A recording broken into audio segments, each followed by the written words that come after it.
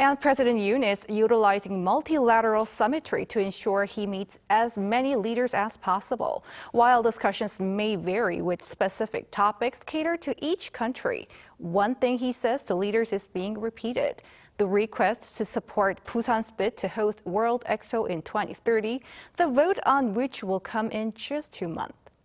Our Kim Do-yeon has the details.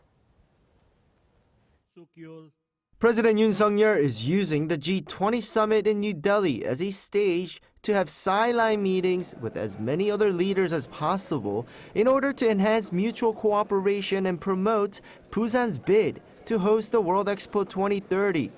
Just on Saturday, the first official day of the summit, he talked with 10 heads of state.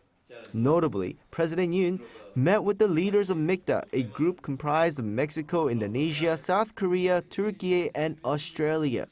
The leaders celebrated the 10th anniversary of MIKTA's foundation and said that they share deep concerns on the challenging global strategic environment due to increasing divisions in the world and problematic issues such as Russia's invasion of Ukraine and climate change. Together, they pledged to abide by international law and order and enhance cooperation to tackle these challenges. In addition, Yoon met with his Argentinian counterpart, Alberto Fernandez, and discussed ways to strengthen bilateral ties on the back of 60 years since the establishment of official diplomatic ties. The two focused on supply chain reformation and exchanges for battery production. Argentina is one of the richest countries with regard to resources such as lithium, and so South Korea's battery production technology could see the two nations benefiting from each other.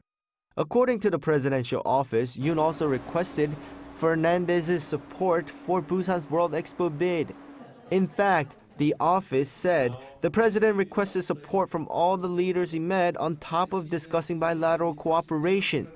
What is notable is that of the 10 leaders Yoon met on Saturday, 3 were from Africa, namely Comoros, Nigeria, and Mauritius. The president asked for their support as well because Africa is likely to play a crucial role in the upcoming vote in November, as the continent has the second largest contingent in the Bureau International des Expositions, the expo organizing body with around 50 members. On Sunday, Yoon will meet with the leaders of Italy and India to wrap up his diplomatic super week. By the end of this overseas trip, including the early ASEAN summit, the presidential office said Yoon will have met with at least 20 leaders from around the world. Kim Do-yeon, 아리랑뉴스.